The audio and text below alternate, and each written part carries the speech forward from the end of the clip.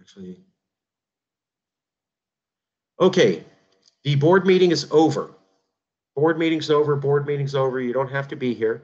This is open to the public and anybody in CALEXIT who wasn't on the board and has questions. I said that I would be available. So we're going to let Sue go first. This is being recorded. Any questions? Anybody, you can be on the board, not be on the board. I'll take all the questions. You are being recorded. Sue? Hey, I just wanted to mention my website, Camp Grand Cali. I'd love to have you all check it out and critique it. Whatever you want, send me comments. And I will put my email address here in the chat box. Everything you need to know about me is pretty much on that site. If you have any other questions, though, feel free to send them. And the board meeting was great. I'd love to throw my hat in the ring and become a board member. So I'd love all your votes. Okay. Any questions from anybody? I'm here for the next 30 minutes. Could be about anything, anyone in the movement, on any topic at all. Don't have to be a board member. Say whatever you want.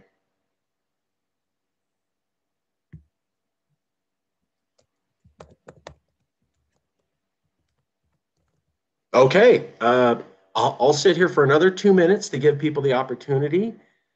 If there's no more questions, I'll call it to an end, but I want to let everybody know, public meeting, open for anybody to ask questions. And I'll take any questions anyone has. Well, I would like to speak in support of Sue's request to join the board. I know she's quite the powerhouse. She has awesome, mad diplomatic skills. Okay, much better than yours, truly. So as an ambassador of Gran California, she can be tremendously effective. And as a diplomat between us, so to speak, she too can serve greatly. And Dan, shout out to you. I'm so glad you're here and would love to hear from you and would really be honored if you consider joining this board. So that's it from me until I think of something else. Thank you.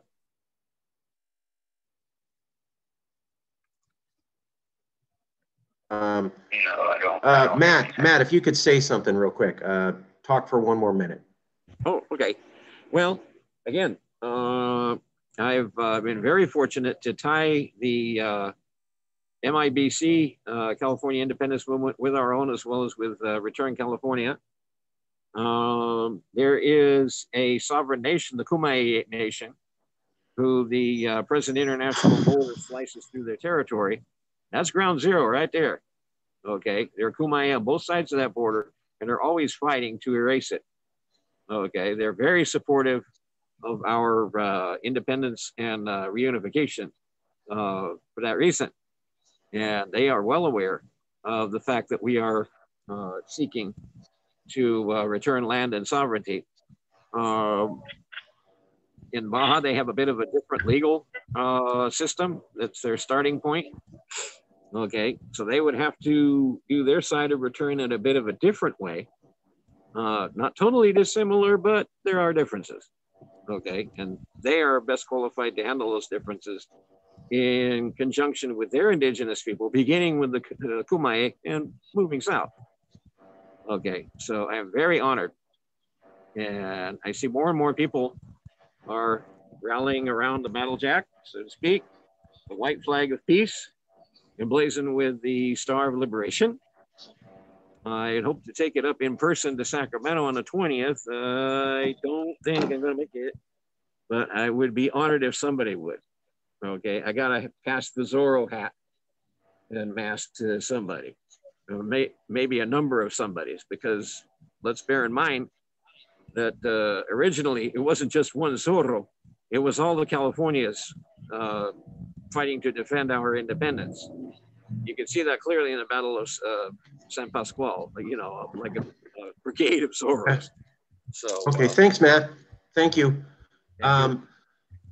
Professor Walter Williams, can you hear me? Yes. Can everybody else hear Walter? Walter, if you'd like to make any comments about the Board of Directors meeting, anything you want to say, you're being recorded on Zoom, and everybody nodded that they could hear you. So if you'd like to say something, everyone can hear you and interact with you, and it'll be part of this conference. Okay. I think a point that I would like to make, and maybe other people have already made it, I'm sorry it wasn't here at the beginning, Okay. but it seems that we need to be realistic about the influence of Biden and Harris seeming to sort of get off to a fairly good start, and that's going to cut in to sentiment for California secession. And so, but I don't think we should look at this in a negative way. It's just, they're going to have a honeymoon period, and so let them do that. And while they're doing that, I think what we need to be doing is to really build our movement, and not necessarily pressure publicly for California independence right now until we see what's going to be happening. It seems like every day there's a different thing. I mean, if the inauguration is overwhelmed by Trumpsters coming in and murdering people or something, I mean, everything could change. So we don't know what's going to happen. But what I would suggest is that, we begin this for the long haul. We should be using this time to come up with our position papers, our planks, writing publicity, things that can be brought out quickly when a crisis occurs, which I think it will be. And so we need to have some different topics so that people, when somebody says, well, California wants to secede, and then the question is, well, why? How will it be better? And so I think, we've discussed a lot of this before, but we ought to keep that forefront in mind and keep it updated to the situation that's going on politically in Washington, D.C. So we, really, I really think we ought to be coming up with planks and position papers and having very short statements and then much longer statements for people who want to read in more detail, sort of like campaigns have done. So we need to make the case. And I think that it's, Marcus, the way you did the California website is a really good model to follow, where it's very easy for somebody to come there and see the specific issue like international relations or water or, whatever. And I also think there's some really good ideas in the California National Party in their planks that they did, I guess, a few years ago. And so we don't need to reinvent the wheel if they've already come up with some good wording on things. But we ought to be incorporating that into our approach as well. So what I would say is some really prominent things would be on, for example, foreign policy, where we would, and Marcus, I really like the way you worded that about that we should, it makes no sense for us to be involved in NATO, and that's going to have us militarily committing to something in a part of the world that we're not even in, and we should focus on the Pacific. That's our real region of the world. And I saw some statistics yesterday that the economy of California is approximately equal to the economy of the 10 nations of Southeast Asia combined. So Indonesia, Malaysia, Thailand, Philippines, Cambodia, Laos, places like that.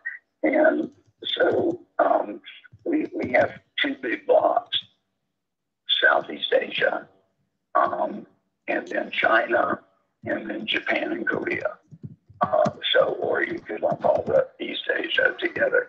But those are where our trade is. It's where our economic ties are. We should not look at the Pacific Ocean as a barrier, but as a highway that ties our region together. And so I think, we ought to emphasize our future on that. The other issue that I would like to see us discuss, besides foreign policy, is, and I also really like stuff that's been written, saying that, the United States wastes so much money on military stuff, and that, we would want to have a different approach, being peaceful relations with everybody. For example, there's this law passed by Congress saying that anytime there's a military coup, then the United States government makes a condemnation of it and puts on sanctions and cuts off aid. Well, I was living in Thailand when the coup happened against a very corrupt president, and the majority of the people supported the army in doing that. So this is an example of how the U.S. policy that then went in and put sanctions on Thailand, all it did was alienate a lot of people from the United States. So we need to, have some foreign policy approaches that are not going to be boxing us in. Real quick, I just want to say hello to Louis Marinelli. Louis, brother, thanks for coming out. Really appreciate you being able to make it. Awesome. We finished the board meeting. This is, which will be posted and everybody can see it. This is the open to the public meeting. And that's an attractive t-shirt you're wearing. Wow, there's only some place that other people could get attractive Yes California shirts. Professor, let's go back to the professor, and then I'm going to ask Louis if he has any comments. Professor, a couple more minutes. I'm sorry, I just wanted to recognize someone joining. Yeah, no problem. Welcome, Louis.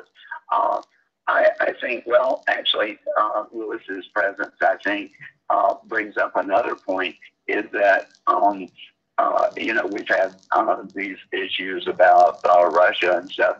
I think if we appoint ambassadors to lots of different countries, then that doesn't make one stand out. Well, why are you doing this? Well, if we do, all the major countries or groups of countries, then, we've got a ready answer to that. I think we should have an ambassador to Russia. I also think that since China is California's biggest trade partner, that we should have an ambassador to China.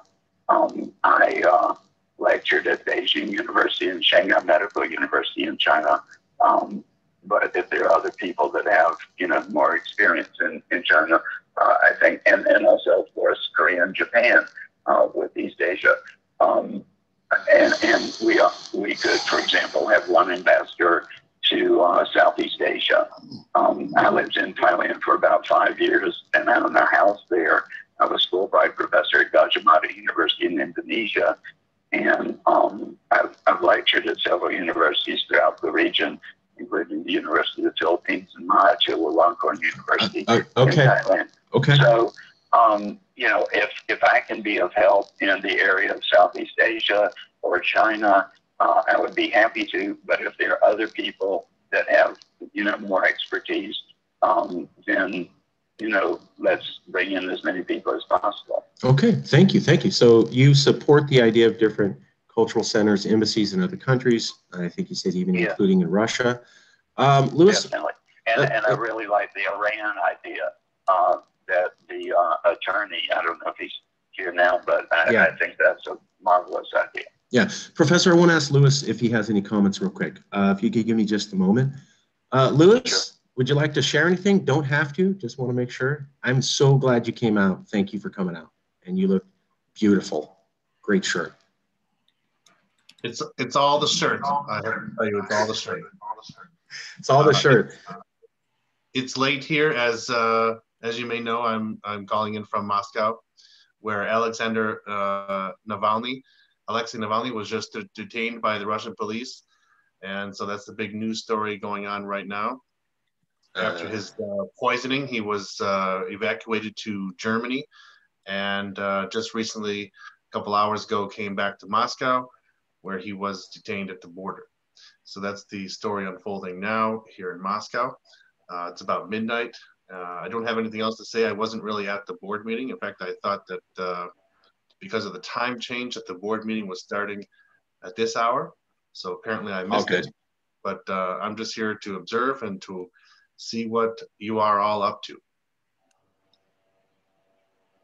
So thanks for coming out. Really appreciate it. We did the introduction to everybody on the board, and then everybody on the board got to introduce themselves, and then we went over the projects that they're working on. So it's very structural and organized. It was, I made sure everyone got a good intro, then they got to do a minute on who they are. So it's kind of long, but the first 40 minutes establishes that we got 30 people to show up. I know it's long and you're going to find it a little bit dry, but it was essential to get that locked in and established. Then we went into about 10 different projects that people were working on, showing that, yes, California is already working with 10 different people on big projects, reaching out to foreign countries, indigenous nations, indigenous people, a music video. I also talked about the upcoming Hollywood blockbuster video with a lot of signatures, people signing, coming soon, right, brother? It's gonna look awesome. That video is being produced. It'll be out this month. Great. And we have a Yes California music video by a California artist, California's My Nation, coming out. So we're gonna have a blockbuster movie of people signing the initiative, and Yes California is gonna be the only group with a music video by a California artist. That's just some of the high level stuff. Also, we had Daniel Rice, who's the ambassador for the Texas nationalist movement, came out. He's interested in working with us on possibly a joint press release between Yes California exclusively and the Texas nationalist movement about how we do not share values at all, but are equally committed to peaceful and legal secession. Two of the largest secessionist groups issuing a joint press release could be global-wide news. Hasn't been officiated, just getting that out. Well, I think that that's a good idea. I would just point out that you have separation instead of secession, please. Okay, separation. Lewis? No, I was thinking, I was just going to say that's a good idea, as you and I have spoken about in the past. I would just point out, because I see here that, for example, Sam Chaney is on the call, that the membership of California is quite diverse. And so there might be people on this call who even share some of the values of the people of Texas, who deserve their independence vote, and who deserve their right to self-determination and self-governance. So Yes California is a all-encompassing umbrella of anybody who supports the right of self-determination in America and for California. So that's why we have members here who are conservative or liberal. I know that most of them are liberal and progressive. I myself share some liberal and progressive views. I also share a number of conservative views. I know that Marcus does as well.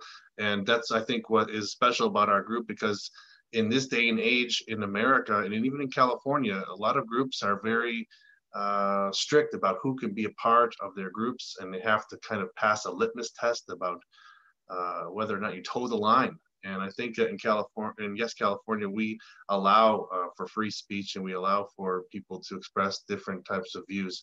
And that's what's, I think, different about Yes California. And it's a reason why we take a lot of heat, especially from some of the other groups, because even some of the other groups who support California secession are kind of interested in pushing this doctrine that you have to be a certain type of Californian in order to be a part of the group. And that's not what this group's about. That's why I see, for example, Sam is nodding his head. I think it's what I'm saying now. I know that I have said some things recently that probably perturbed some of the people on this call because they're conservative in nature, but that's what free speech is about. Now, I believe that as Marcus and I have spoken about, people will be able to, other people on this call and in our group will be able to post blog posts and make statements of their own to represent their own views, and we will be able to be a source of free speech and the expression of free thought on the internet, and that's something that's becoming more and more rare as we go forward. Beautiful. I agree with everything you said. I just want to back up everything Lewis said, because Lewis and I are completely of the same mind on this. You have to believe in California values. You have to believe in diversity. You have to believe in those things. But if you're conservative and in your heart, you don't believe it's racist and you voted a certain way, we've never said you can't do that. We said you had to believe in California values. You cannot suggest that diversity is bad or violence is okay, or what we do out here. You can't take a stance against that. Lewis never did that. I know he made some stances that I personally don't agree with, but that was his right. We have 1/3 of California who voted for Trump. My stepfather voted for Trump. Now, I generally believe that people in America who voted for Trump are racist, but I know people who are not, who voted for him. I would never vote for Trump. I would never vote for Trump. I hate that man. But I also know Lewis, and I know Sam, and I know my stepfather. And I know in their heart, don't ask me how, they said, I still support California values. I just believe in some conservative principles. We've never said that's wrong. We've always said we wanted a California for everybody. I live in the interior of California. What's our plan to get the whole Central Valley? Tell all conservatives to go screw themselves? That ain't going to work. How are we supposed to be for everyone in California if we ain't reaching out to the conservatives? Now, I will not put up with racism or violence, but we never said that. Secondly, if you're committed to legal secession, how are you going to do that without getting votes? And why is anybody going to take you serious as you mean to do that if you ain't even talking to conservatives in other states? Those assholes, we don't even speak to them, but we're dedicated to legal secession. Really? You aren't even trying to court the votes. That's never going to happen. So not necessarily endorse all those values. We are committed to legal secession. You got to get the votes. You got to reach out to conservatives. And we are committed to bringing everybody in California who backs California values along. Got to reach out to conservatives here. So I completely stand with whatever Lewis just said. I think it's brilliant. Other insightful observations, brother? Well, I just joined the call, so I can't really provide any commentary on what was said or spoken about. But I'm here to see what you guys are up to, and I don't anticipate being on each call because it is late, and you're probably having these calls when it's convenient for yourselves in California, and that's the right thing to do. I am doing my work here, and like I think the professor was speaking about, representing, I think, our campaign here in Moscow and building relationships between the people of California and the people of Russia. And that's the extent, I think, of the role that I'll be playing. It's you on the ground there in California. It's going to be up to you to get things done. And once upon a time, I was there with you, but now I'm here in Moscow. So I'll be doing my role, and all of you have your roles, and you'll be the ones who are going to make this happen. So I'm going to be participating from where I can and when I can, but Marcus has taken the lead for the last couple of years, and he'll continue to do so. Questions for Lewis? Professor, do you have a question for Lewis? I want to make sure everybody gets a chance, and then we'll go to Matt. Unfortunately, I wasn't able to understand most of what he said. Okay. I'm sure I would probably agree with what he said, though. Okay, Matt. Matt Owens, do you have a question for Lewis? I do. Have you had a chance to get in touch, or have you had an interest in getting in touch with Ed Snowden, who is, like you, an Jesus, guys. Yeah.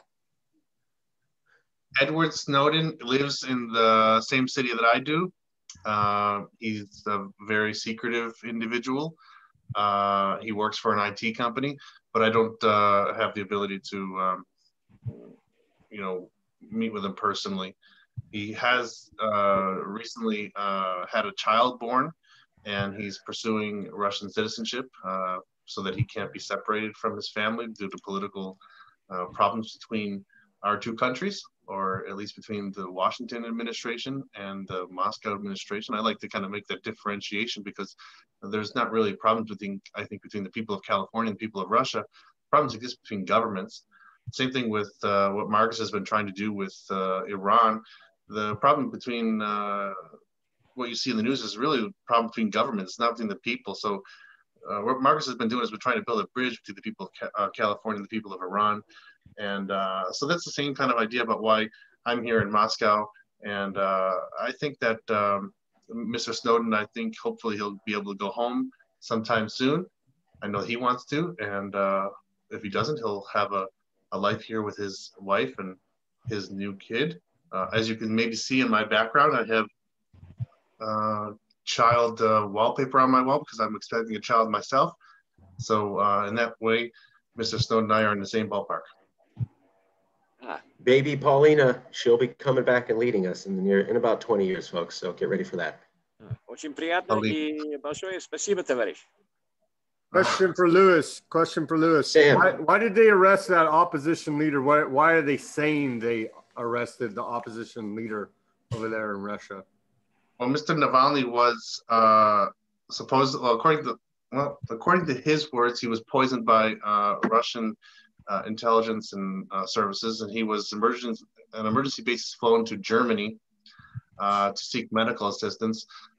He was prior to that, he was on some kind of a version of parole, where his previous prison sentence was suspended, and he was released based on some terms. One of the terms of which was you're not allowed to leave the country during this time period.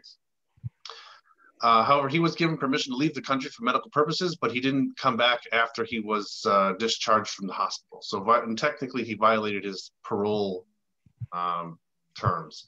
And so therefore, at the border today, he was met peacefully. I mean, I bring that up because I was watching it live because he had a bunch of journalists on the plane with him who followed him from the German airport to the Moscow airport. And if the American police wanted to arrest somebody at the border, they would be jumped upon, I think. I mean, they would be surrounded and there'd be dogs, there'd be like the SWAT team. That wouldn't happen. He was met at the border with police officers in like suits, not like military gear. They had a conversation. He got to say goodbye to his wife, and then he was calmly walked away. So it was really kind of a stark difference between what we see with the militarized police in the United States and how they arrest people when they arrest and shoot first and then ask questions later. This was a very peaceful, calm situation, and even though it could have been very hectic. So that's why he was arrested. Not really arrested, I guess that's why he was detained. The system in Russia says you get detained first, and then you have to present some kind of a case as to what you're guilty of, and then you can get arrested from that point in time. So he's been detained, and I guess in the next couple of days we'll see what happened as to what basis he's been detained upon. But so basically a parole violation. Basically parole violation. I see. Thank you for clarifying that. Mm-hmm. But he's likely to go back to prison for a lengthy period because violating your parole means you go back to serve your original term, which is, I think was 8 years or 5 years. I have a question. Yeah.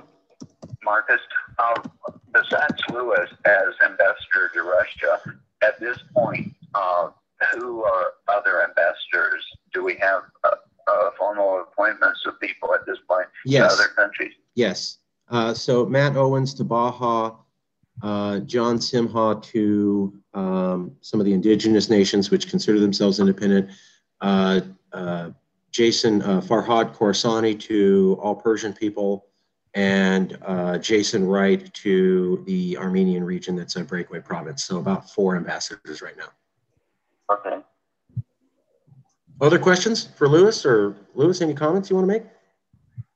No. If I may, real quick, I'd like Jason. to point out, I heard the professor mentioned California National Party earlier.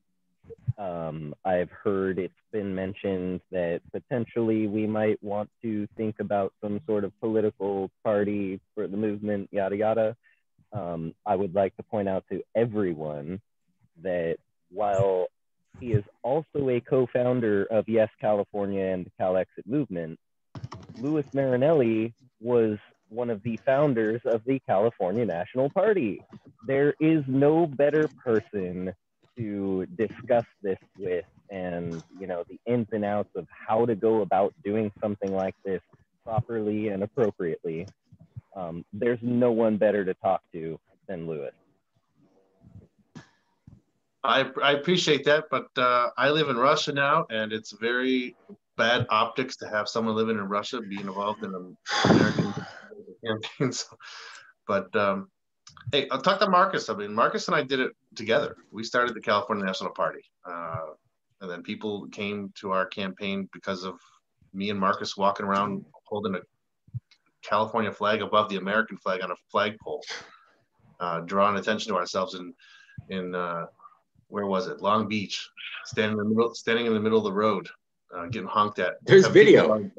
Having American people with their former Marines or whoever that guy was coming up to us with his knife, threatening our lives because we were holding the California flag above the American one. Yep. But yeah, I mean, I think it's a good idea. I mean, political parties have a role to play, different than what Yes California does, but. Talk to Marcus about that, I guess.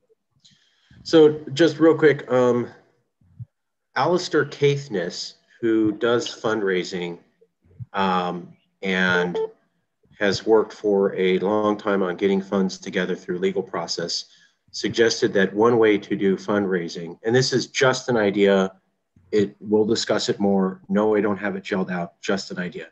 He said, hey, if you register as a political party, even if you aren't one, it's very kosher to be able to take funds that way. And people are used to donating to politics that way. They're already programmed in to say yes. And Alistair goes, if you do that, I can reach out to people and ask them to donations. The next day, the lawyer who just joined, Mr. Corsani, made the exact same suggestion as a fundraising vehicle. Then today, this morning, a third person with an expertise in policy made the exact same suggestion. I'm not saying that we do it, but 3 people in 3 days who are good at international fundraising, the law, and markets said, hey, if you really want to get serious, what you need to do is form at least on paper, a political party to raise donations through that. That's all I have right now for that concept. But for me, when 3 different people who don't know each other are all saying the same thing, probably should look into it. That's all I have. I generally don't like to talk about other CALEXIT groups at all because it's interpreted as negative, and I'm trying to stay away from that. But yes, Lewis and I built the movement together. Now, as Lewis has acknowledged, I started it with the book. I got the first article with Elias. But Lewis, like I said in the editorial, the board of directors meeting an hour ago, I got nowhere till you showed up. Jason will back me up. It's on video. I was like, yeah, I was spinning my wheels. I was getting out there. We got no publicity till you got there. And then you and I here for 5 years. Yeah, we made some, I guess we made some inches of progress when we teamed up, but we made miles of progress when Donald Trump was elected president. Yeah. Yes. And just what you were saying about before, I see that Daniel Rice is on the call. I think you were saying, you were hinting at this before. I think it's important my suggestion would be for the 2 of you to talk and create a certain kind of glossary of terms so that the 2 campaigns are kind of using the same terminologies, the same sentences, the same press releases, all that kind of stuff should be identical so that there's a common message, not like secession and separation are one thing. I understand the logic behind it because there's a lot of baggage connected to the word secession. But on a lot of issues, when you guys are talking, coordinate and use the same terminology so that when the media is talking about it, those words grow in popularity and they grow in the public sphere as well, from California, from Texas. It's going to seem like a coordinated effort. And I think it'll be helpful if the country starts to see that it's not just these fringe liberals in California or these fringe conservatives in Texas or whatever that they want to say. It's a coordinated national effort for like something, as we've spoken about, a national divorce. And I think any kind of success that the Texas group makes is going to help California and vice versa as well. So definitely, I like the idea of coordination and not just coordinating in terms of we support each other, but actually saying, how are we going to present our ideas so that they kind of build upon each other? Yeah, and folks, this is why I wanted Lewis here. We wouldn't have Yes California if it wasn't Lewis. We wouldn't have had the publicity so that when Trump won, everybody knew who we were. The reason that we got gigantic was that we were already in LA Times, SAC-B, San Francisco Chronicle, so there was something for the media to grab onto. If we didn't have that footprint in the media, never would have happened. So I understand that people are, I don't like this and I don't like that, but fact is, I tried, I couldn't get it that far. I did get it there, some publicity, but when Lewis came and we were working together for 5 years and he ran for office, and you just saw the kind of marketing critical analysis he's able to bring to the table. You just saw it. That's what got us in the Sacramento Bee, San Francisco Chronicle, San Diego TV, SAC TV on the same day, LA Times, New York Times. I mean, all that media. And if we didn't have that, when Donald Trump won, we wouldn't have got picked up. It was because we had an established reputation. It was because the media could look at other media that they go, we're going to report on this. So say whatever the hell you want. I don't like this. I don't like that. Here's the truth. You'd have nothing. If it wasn't for Lewis and I building this up, you would have nothing. There would be no movement at all. Let me throw in there real quick. All that media coverage, great, awesome. You know what else that got us? An investigation. Thank you, Sam. That's what else that got it. That's what else that got us. So, but that comes with the territory, the spotlight. You're going to get investigated by the criminal government. So, yeah. Well, that's a badge of honor. I think it's a badge of honor, and it's, well, because they're not investigating this CMP, for example. Why? Because they're not afraid of the CMP.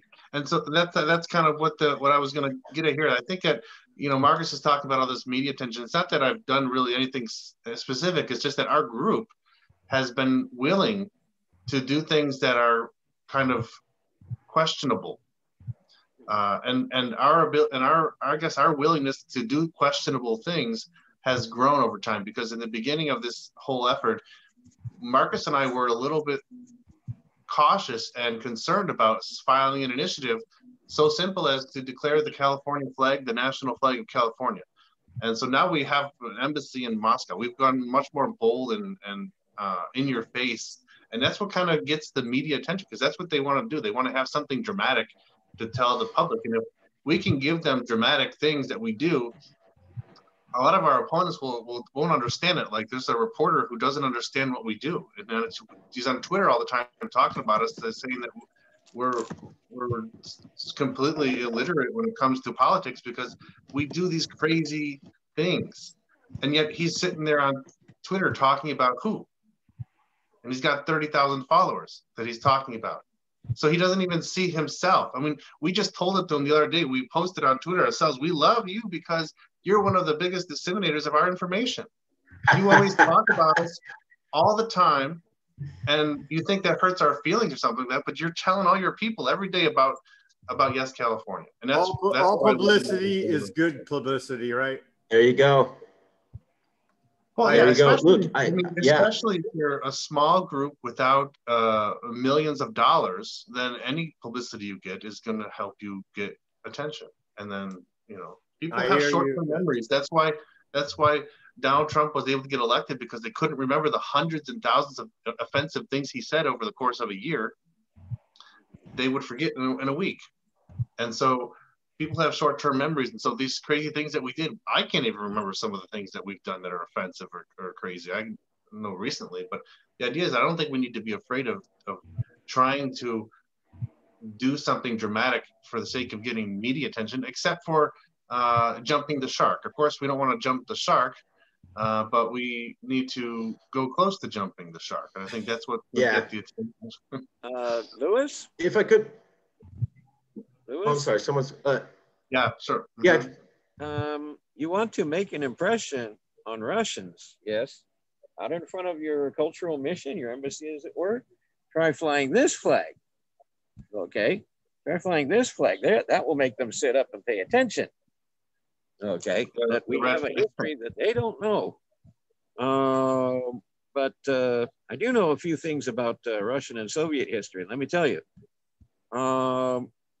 In 1991, 4 republics seceded with very different values from one another, by the way, as subsequent events have proven. Russia, Ukraine, Belarus, and Kazakhstan. And guess what? The Soviet Union fell. So if you've got a thing with people with different, sometimes similar, sometimes very different values here in Gran California, in Cascadia, in Texas, etc., and they are supporting each other's right to separate from the U.S., then the U.S. is looking down the barrel of the same kind of gun that the Soviet Union was when its four largest republics seceded. We know that California, Alta, has a larger economy than Russia. You're in a country with a larger or smaller economy than California. Yes? So, like I say, you want to make an impression on Russians, try flying this flag. It has never been the flag of a U.S. state. It has never been the flag of those who engineered a coup to overthrow our independent government. Okay? And then that'll get them into conversations. That's how it works. You know, people see this and, what is that? Because they know they've seen something like it in the state flag, right? And so that gets in the conversation of our authentic history, et cetera, et cetera. I think it'll have the same tonic effect in your conversations with the Russians when they see this and they're like, huh, really? What is that? Okay, I've seen something like it before. Of course, the thing they've seen it like it before is the Soviet naval ensign, but well. Sure. Sure, and I think that flag could be useful because of all of the history behind it is one of the main reasons why Californians are a distinct society that have the right to self-determination more than, say, for example, the people of Delaware, for example. Right. And you wouldn't have Delaware wouldn't have the same argument if they wanted to have an independence referendum because they have a similar kind of history as the 13 original colonies. Whereas California comes from a different background. They didn't enter the state through the same process that the other ones did. So therefore, there's a whole lot of history behind that red star flag that is useful in pushing our right to self-determination. That's in the United Nations Charter, that people who are have the right to self-determination. It's in the UN Charter, and that kind of applies to groups or societies that were brought into other countries against their will. Yeah, it was inspired by the Texas Lone Star, but as you can see, its colors are radically different from theirs. Okay, so it's mutually supporting self-determination, while at the same time announcing to the world, we're very different, very different. Let me, if Louis, while I got you real quick, I'm going to say a few statements, and then you can go, no, it's not like that at all, or yeah, duh. Because there's some confusion here about where I stand. And a lot of people think that they see things at Yes California and they assume Marcus would never stand for that. And I tell them, that was my idea. So recently we sent out a mass email talking about how America is going down. It seems to be falling apart. And that means California should be looking to leave. I wrote the draft for that mass email. I've always said we should say America's going down, falling down. Is that true or not true, Louis? Have I always talked about how America's going down and it's time for us to get the hell out? Or is that some brand new statement I've recently made? You've never seen me make any sort of statement like that before. That's true. You sent me some bullet points of some ideas and said, please put together a mass email for us. And I did what I could to make it dramatic and interesting. And that's what we do for basically all of our mass emails. And I've also talked about we don't want to be Americans, so we don't want to wave the American flag. And we somewhat disrespect the American flag. Now, I haven't stood for standing on it, but I've been there right there with you with we don't want to be attached to America and we don't really have any respect for the U.S. flag. Is that a true statement or not, in your opinion? Yes, that's a true statement. We have, we're on the record. In fact, we have a funny Instagram meme about how to properly dispose of the American flag. And it entails folding it like you would for a fallen soldier. And then the last step of which is to toss it in the garbage can. But so we have, we definitely have our history of being disrespectful toward the American flag, but that's because it represents an oppressor to the people of California. And Yes, California is on record saying that we believe that the Americans are an occupying force. They have their military stationed here. We are part of their country, not because of a vote of the people of California, but because of the quote unquote illegal aliens who moved to California from America, then had a referendum amongst themselves to bring California into that country. So they came to California without documents, just kind of, use their own language against them. They're undocumented immigrants who came to California and then voted on a referendum amongst themselves and said, California is now an American state. And then they put their military here and they take our resources and our gold over all those years. They kill all the indigenous people, and so it's a joke. And I think that it's warranted to be highly critical of that American flag as long as it flies over California land. The reason that we did that was, we're like, if you're serious about CALEXIT, you can't be that offended by this. And if you're like that offended, maybe you're not actually ready to secede. I mean, we're talking about leaving the US of A, and you're like, don't do that. So it was a way of psychologically seeing where people are at.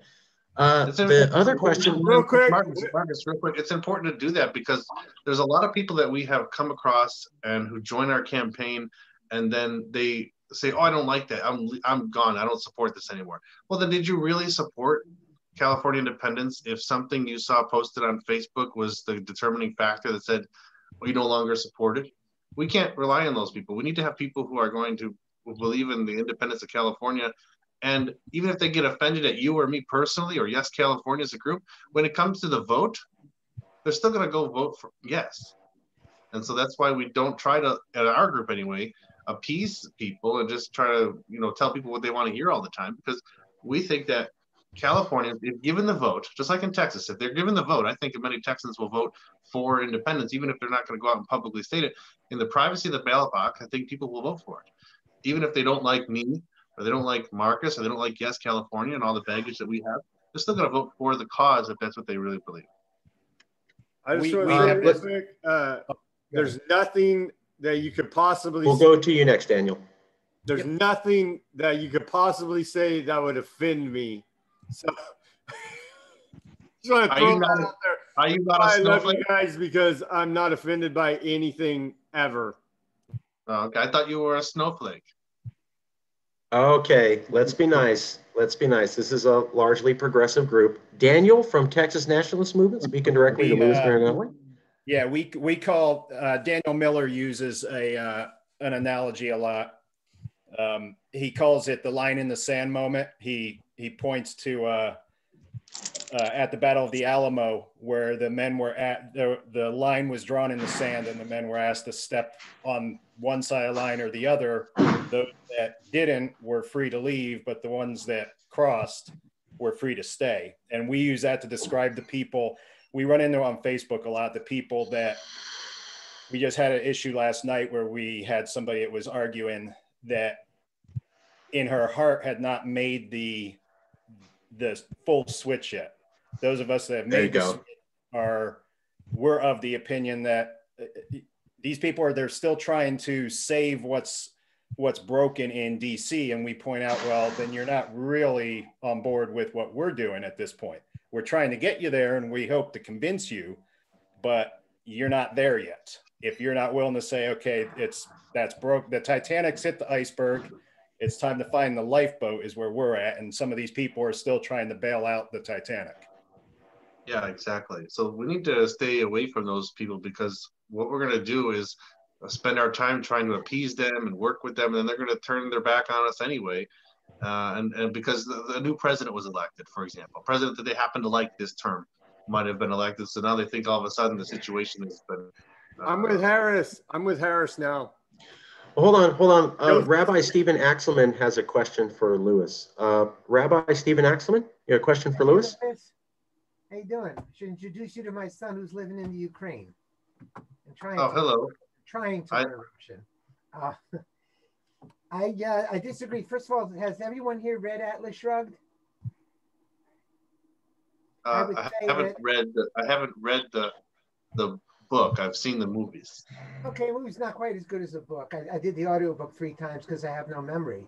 But one of the major subtensions of the entire book, especially the end, is convincing Dagny that it's time to move on. So you have half the protagonists who have moved on and went gulp, and Dagny saying it's not yet ready, it's not yet ready. So I don't know that the answer is to say you're either with us or against us. How about there's two kinds of Americans, okay?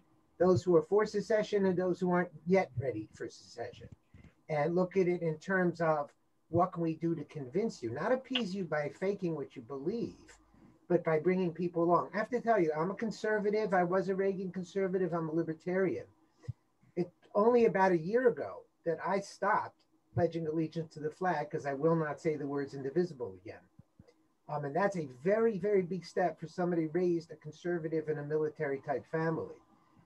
I no longer sing the national anthem in public, but that's a big deal.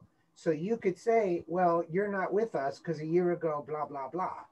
But I assume most of the intelligent people on this panel right now have changed their minds and evolved on certain positions in their lives. And let's just leave it at that. So I don't think it's us versus them. You're either with us or against us. I think there's a lot of wiggle room in the middle. And some people, the timing's not yet there. So we believe America is going to hit bottom now with a Biden administration. And many of you believe America hit bottom with a Trump administration. But we don't want to live on a seesaw. That you guys aren't pro-secession because Biden's in, as somebody, said, don't make such a big deal out of it now. That's a tactical issue. And we don't want to say, heck, if another Trump gets into office, we're not going to be pro-secession. So all I'm saying is we're not that far apart, and I wouldn't just dump people who say we're not ready for this yet. I'd rather try to convince them. Yeah, I agree with you there, Rizzo. I think maybe I misspoke. I meant there's a lot of people here who don't understand that the Bidens and the Trumps are the two different legs of the same body. And if people at least accept the fact that the left and the right, the Democrats and Republicans are this basically the two different legs of the same evil, then we can work with them, I think. But some people literally believe that the world is going to be all better now because somebody different was elected. And I think that type of mentality, we're not going to be able to convince anybody with that type of mentality because they're not looking at the situation in real terms. I don't know. You know what? I call myself very libertarian in many ways, but I veer off the New Hampshire type libertarians, which is the ones I'm most acquainted with. My other son lives in New Hampshire. We're very involved in politics there. I don't have to believe that Trump and Biden are both Hitlers to believe in secession. I have to believe that this country was a great country, it's no longer working the way it should, and all of us, by virtue of the Declaration of Independence, have a right to peacefully split from each other. So what I'm saying is, there are people in the libertarian movement who want to convince everybody that everybody sucks and everybody's Hitler. And that just pushes people away. And like Marcus said before, we're trying to bring people in, we need votes. So they may not be Hitler, but I still think we have a right to separate, and I still think we need to separate. Because if you and I have to live in the same house right now with our different beliefs, we'll probably beat each other up. But since we don't live in the same house, we could be best buddies. So that's all I'm saying.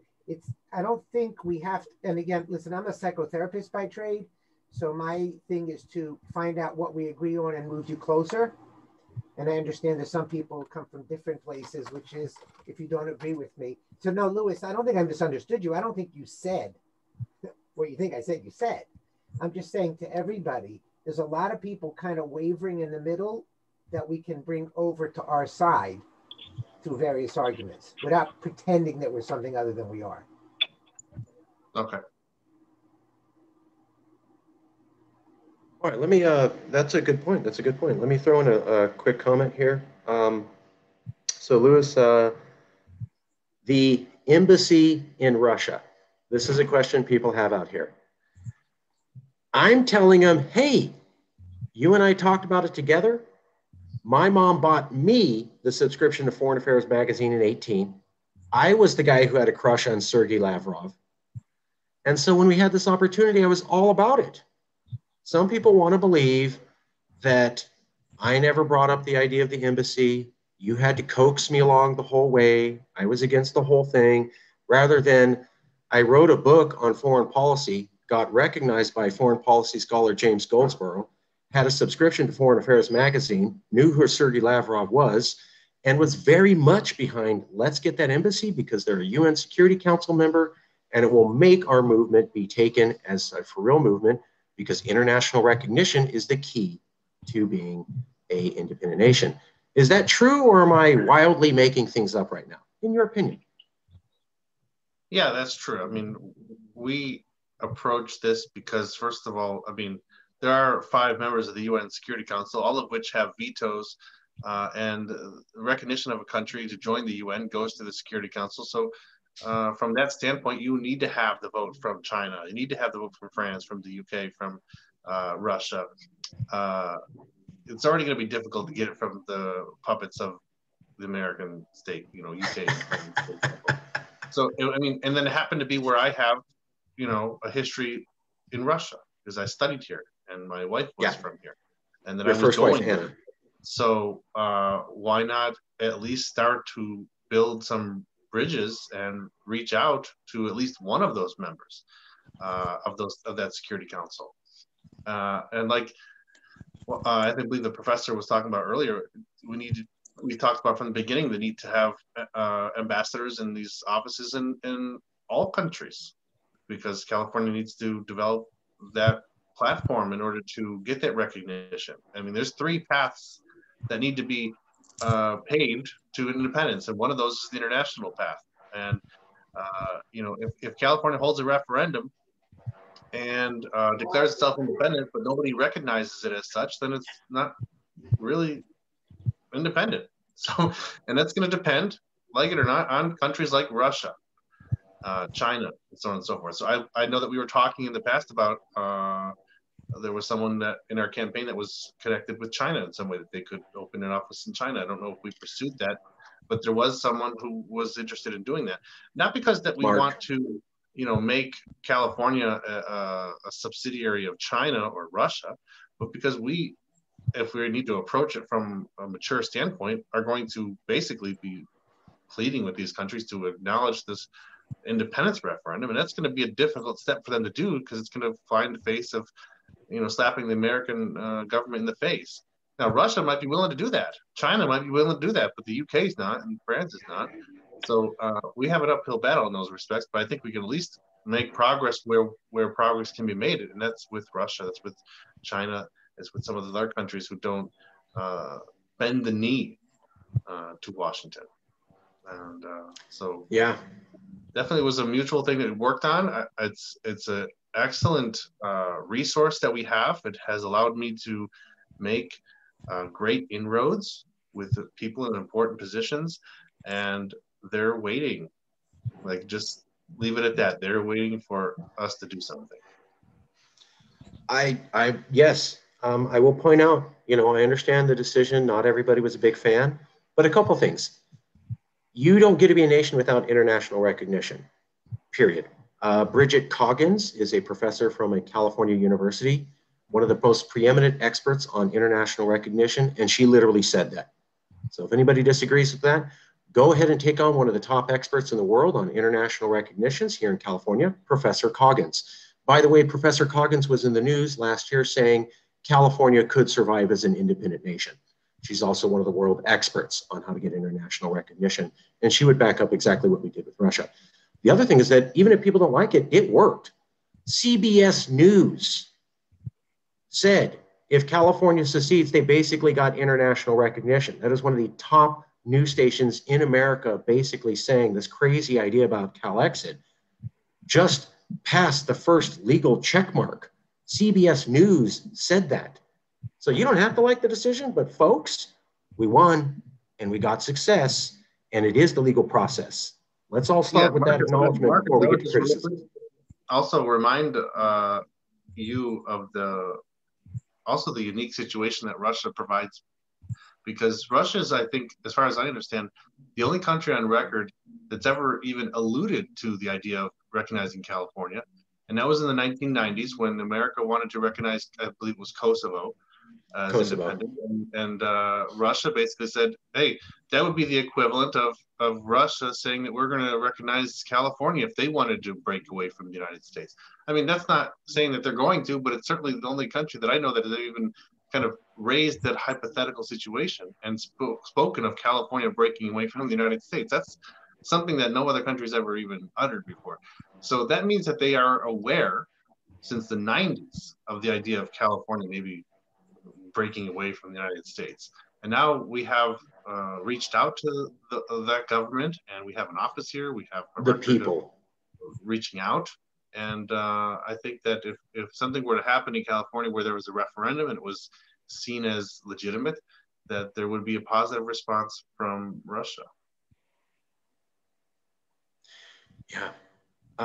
Any other questions?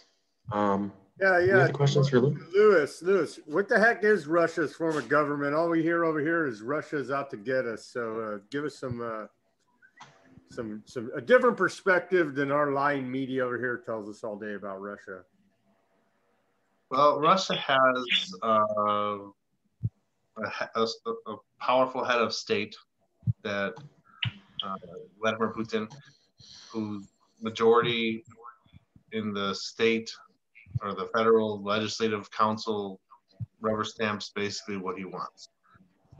It's not well, even America's not a democracy, so I wouldn't say that, but I would say that it's not necessarily a democratic republic as it is on paper, because they do have a lower chamber of Congress, so to speak, and an upper chamber of Congress, and a president, and they have rules on term limits and so on and so forth, but they don't really apply. And that's Russia, though. That's one of the things I like about Russia, because you can live here in Russia and you can live as a very free person as long as you don't really kind of mess around with the people in power, because the rules are on paper and they don't always apply in real life.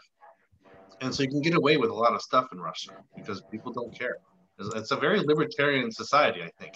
Sort of going on Red Square with a sign critical of the president, you can pretty much do what you want here, and the police don't care.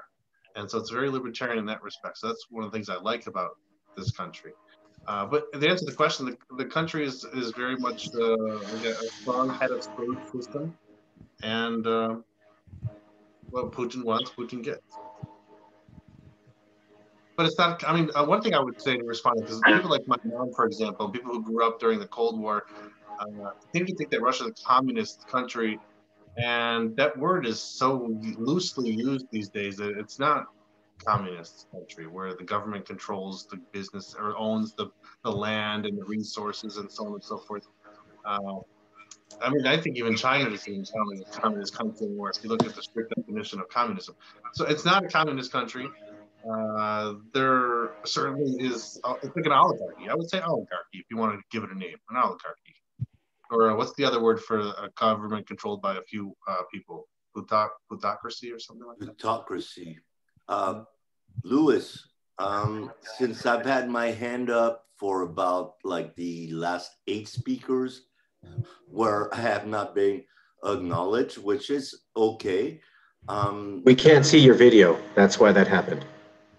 I don't control anything. I'm just watching. No, but I'm not going to put video. I'm just going to do audio.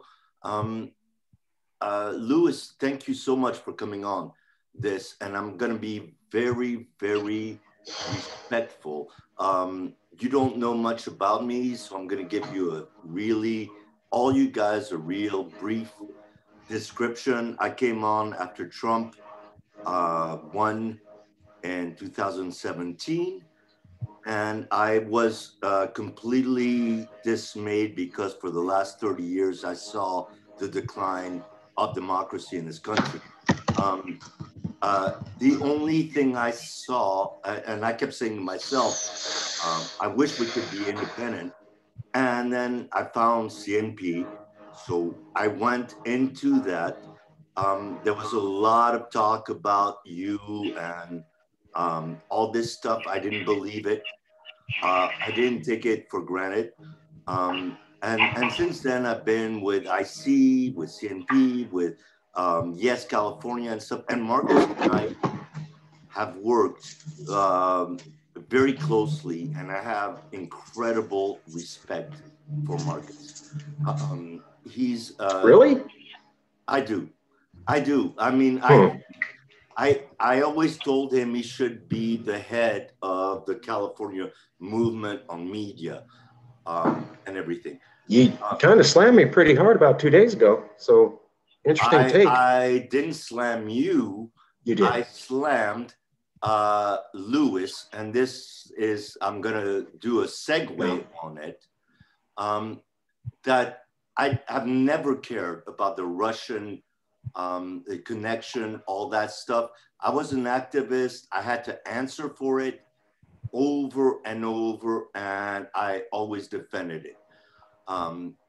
But here's what I have to ask, and here's the tough question that I have to put you on the spot, and the elephant in the room is this last article, a scathing article on California, that we're a cancer, and that we have to be gotten rid of. And I don't understand where that's coming from. And I just wanted to get your view on that. I approved of that language, and it comes from conversations we've had over the last 2 years, and I've used the exact same language myself. Louis, up to you, brother. Yeah, well, I'm glad that I was going to joke because I didn't know how many people actually read it or not. But at least somebody read it. That's good. I'm glad that at least a lot of people. So yeah, I mean, like I was saying before, we have a spectrum of people in this movement from different political viewpoints. Mine is that of more of a viewpoint that California is different from the rest of the country, from the rest of the United States, and it needs to separate. And I think that the 40 some other states that are conservative, if you take away states like Oregon and Washington in the Northeast, I have a viewpoint that is completely opposite of California's. And to them, California is a cancer. I didn't make up that terminology myself. I borrowed it from Red State America. And that's because we and I, people who are conservative, are reaching out to conservatives across the country to build a nationwide campaign that's about, because like I said before, there's 3 paths to independence. The third one is the independence through the international route. The second one is we have to get support across the country for this. I mean, we can get a referendum in California that's passed unanimously by Californians, but if it's not approved by the general American population, then it doesn't go anywhere. So the second path is the national route. We need to get support for CALEXIT around the country. And the more that we can get Americans to say, kick California out, that helps us. Because on our end, we're trying to say, let's leave America. That's us pulling out. But we want to get the Americans to help us pull by pushing from the other end of the border. And so we want to get Americans to not like California, let's just say it like that. And so if we borrow their language and we can speak about it from that, I think that there's a lot of things about California that I personally don't like. I don't like a lot of the big government things. I think that, like I said before, I have some things I support from the progressive side, progressive ideology, but I don't like big government, and I don't like Gavin Newsom. I don't like some of the stifling of free speech and the you know, the points of view that you see in San Francisco and Los Angeles, and this like I was talking about before, towing the line. Marcus was telling me when we just met that he's pretty liberal on many things, but he has some conservative views, and he wasn't allowed to participate in some groups simply because he didn't toe the line 100% on some issues. And that's the kind of thing that I don't support, but that's very Californian. Like if you go to a group and you want to be a participant in a political group in California, but you happen to be conservative on one issue, they don't accept you. And I don't like that. Now that's why I think that's a cancer, because that is not a free society. And it's not the kind of thing that we want to have when we're talking about creating a society where everybody's welcome, that you have to be like a robot and you have to follow the party platform to the T, or you're not welcome, or you're not only that you're not welcome, but they call you a fascist just because you have one particular item that you don't agree with. I mean, there's no middle ground there. There's no reasonable discussion. It's in California. It's either you're with them 100% on every issue to the T, or you're a fascist and a Nazi and a Hitler follower. You work for Putin. You work for Putin. So they call you evil based on who you voted for. Yeah. A type of cancer. It's okay to insult people. California. So that's why I use that terminology, and I borrowed it from conservatives in America because I am conservative and I see what they say about California. And therefore, I like to criticize California because that kind of stuff I think is demoralizing when you're talking about trying to create a free society. You're talking about a campaign that believes in independence and self-governance and all those kind of lofty principles, and yet you're doing it for people who are going to say to 30% of the population of California that they have no voice. People in Jefferson, in the northern part of the state, for example, that's a conservative part of the state. The people who live in where Marcus lives are conservatives. We're going to tell them that they're fascists and they're Nazis and so on and so forth. Yet also people in our movement want them or to force them to come with us in order to maintain the territorial integrity of California. So if we're going to do that and say that they have to go with us and follow the same borders that currently exist, then we can't have a society that says that they're going to be ostracized and labeled as Hitler followers just because they happen to be, for example, pro-life. But I know, and I think that maybe you could accept, I don't know, like you said, I don't know much about you, but if you're a progressive, and let's say, for example, that you're pro-life, but on every other issue you're progressive, well, they're going to say that you hate women and so on and so forth just because you happen to be pro-life, but you can agree on every other item of the progressive agenda except for that one thing, and they're not going to accept you. And so that's a cancer, in my opinion. And I see that too much in California's politics, and therefore that's why I wrote that. But so let me follow up on that, Louis. So basically, you're saying California is a cancer for this. So you're not agreeing to California main values, and you're no, wrong. You're Marcus, wrong. I see where you're going. No, Marcus, let him finish. Marcus, let him finish. Let him finish. Let me finish, Marcus.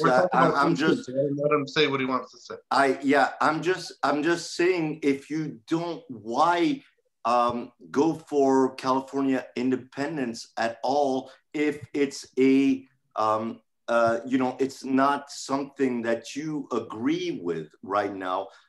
It doesn't have the good values and stuff.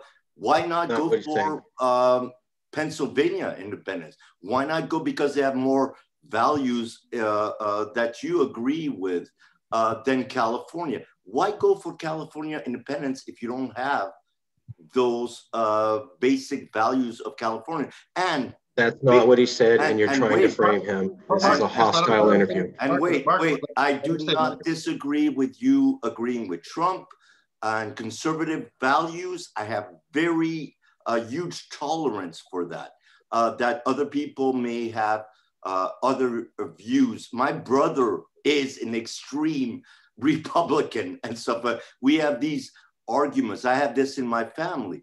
Sure. But, what I'm saying is that if you're going to go for independent California, how can you say it's a cancer to the rest of the nation unless it's maybe a marketing ploy to get red states to go along with that, because they already are along with that. I've interviewed many red states. They want California out. You don't have to convince them even. So that's what I'm asking you, Louis, and out of all respect, really. No, it's fine. And Act Vector, he's trying to frame you. But Marcus, it's okay. Marcus, that's why we're here. We're here for an open discussion. He's trying to get you to say that you don't support California values and you're not really behind the need. I'm not trying to frame anything. I'm trying to get an opinion. And I'm going to answer it. But he has a question, so I can answer. He's not trying. I don't think he has a agenda there. No. Wrong. But Marcus, let me answer. I can answer it. I don't have anything to hide. If I had something to hide, then I would be saying he has an agenda. So basically, I mean, like I was saying, if you look at this, there's several layers to this answer. If you look at this point of view from the point of view of the rest of the country, the other 40 states that are conservative, California is cancer. And I've explained why I think that California is that cancer, because it denies the very principles that we're trying, or at least has increasingly started to deny, the very principles that this campaign was founded on. And on the one hand, we're talking about standing up and saying that California has the right to free a referendum, to self-determination. Those are lofty principles that are based in the idea of liberty. And yet what I've seen more and more over the last couple of years is that Californians really don't respect liberty unless you are willing to toe the line and be a progressive. And I don't agree with that. So that's, I mean, you've never seen me, I don't know if you've been following the campaign how long ago, but you've never seen me say that before. That's something relatively new. And I've said it once, I've said it 4 days ago. But I've been in this campaign for about 5 years now, and you never seen me say that before. And it's because over the last several years, Californians have gone further in a certain direction that's not really in this direction of liberty, in my opinion. And I see that as a developing cancer, that California is starting to deny the very principles that this campaign was built to grow upon. Because we say as Californians that our rights are being trampled on, that we're not represented in America. And yet that's the basis for us to have a campaign to secede from the United States, or as Danny would say, separate from the United States. And so on one hand, we're going to stand up for our rights as a state to secede because we're not represented and we have a different culture, but then we're not going to respect those same rights with our own people in California. And that's a cancer, because that's going to kill everything like cancer does.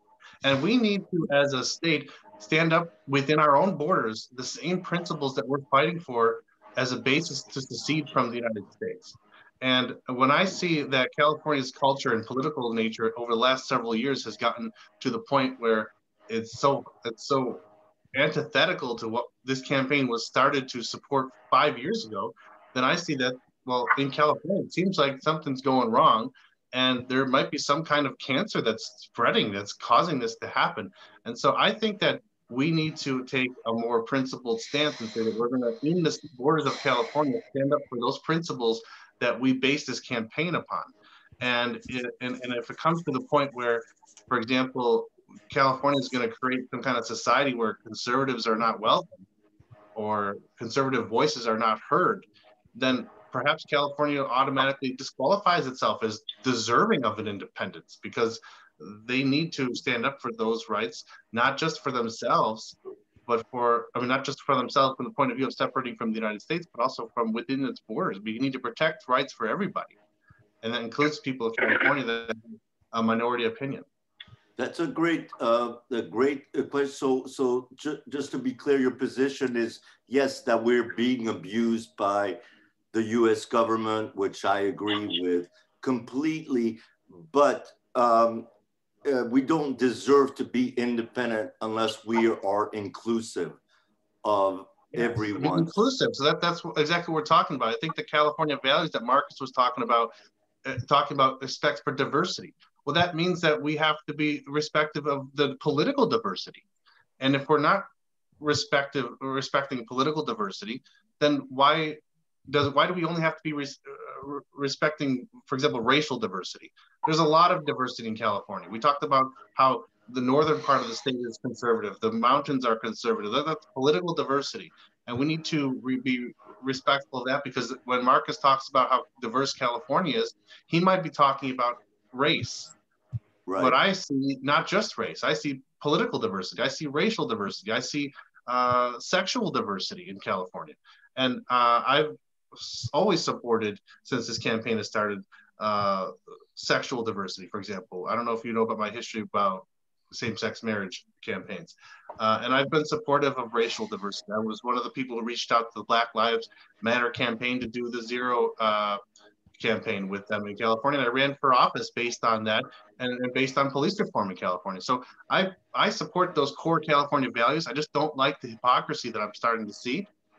And that hypocrisy is a cancer that is not going to be helpful in helping California thrive as an independent country if we're going to say on one hand that Californians are underrepresented, Californians are oppressed in America, Californians are not respected, and our culture is not respected, yet then when we separate, we're going to do the same exact thing to our own people. And that is a cancer. And so therefore we can't allow that to continue. I totally thank you for really clearing that up. You're absolutely right. If we're gonna have California values that say you cannot go after one group or another, why go after a political group that doesn't agree with you? Those are not California values. We need to be inclusive, and thank you for sharing that and pointing that out. That article I think wasn't stated properly. It just that whole argument wasn't laid out in that way. It was basically just left as it was. Sure, I accept that idea. Yeah, I get that. And thank you, Louis, for being there, and respectfully, thank you for clearing that up. And I totally respect your views, and will digest that, actually, because it's something that Californians don't do.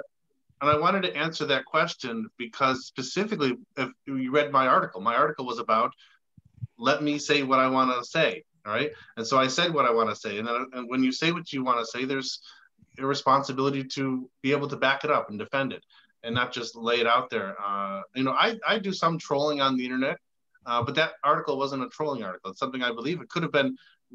You could write a book about the whole thing if you wanted to. I mean, we talked about it here in over a few minutes, but you know, there's, you know, when we write these emails, it's kind of like keep it concise to some extent. So I kept it concise. That idea of the cancer could be elaborated upon. We just did that. So I appreciate the question and the opportunity to explain it. And I hope that it. Oh, thank you. Totally. And because because it was out of context, maybe the email, which could be construed as you're a total anti-California, just get rid of California. It was almost stated more for the red state conservatives, like get rid of California, it's a cancer, you'll be better off. And so, which we've said with Marcus to conservatives, you know, if you feel that, yeah, get rid of us. You'll be better off, we'll be better off. But now you put it into perspective is, okay, so we're separate now. We're independent, but now we have our problems still, because if we're going to do the same thing within California to support, you know, just progressive values and shun out conservative values, then we're doing the same thing that we were within America. So sure, yeah, exactly. So I think we're on the same page, and the cancer, in my view, is like a stage 1 cancer. If we can stop it from progressing, to use the word progressive, it's kind of ironic, but we can stop it from progressing, getting any worse. But we have to respect all diversity in California, not just racial or sexual diversity, but even political diversity. And that's why we have Daniel Rice on the call. We have Sam on the call, because our group does that, and our group has done that from the beginning. And that's why it's kind of an important issue for me, because when I was there on the ground with Marcus in 2014, 2015 and beyond, we were standing up for those principles. And I saw that in California, which is why we were motivated to do this. But now I'm watching from a distance over the last couple of years, I've seen, at least anyway in the news, it could just be a news filter issue, that society in California has moved away from what I remember it as. And so therefore, I mean, what you said a couple minutes ago made me think, if California gets worse and worse and worse, I might become totally anti-Californian in the future. Yeah. But I hope we can save it before that, because we don't want California to become some kind of version of Venezuela if it becomes independent. And there's two different paths. Is it going to become the path of something like California or Canada or the Netherlands and Scandinavia, or it's going to become something like Venezuela? And those are the two different paths that it can take. I hope it takes the European route before it takes the South America. I agree with you.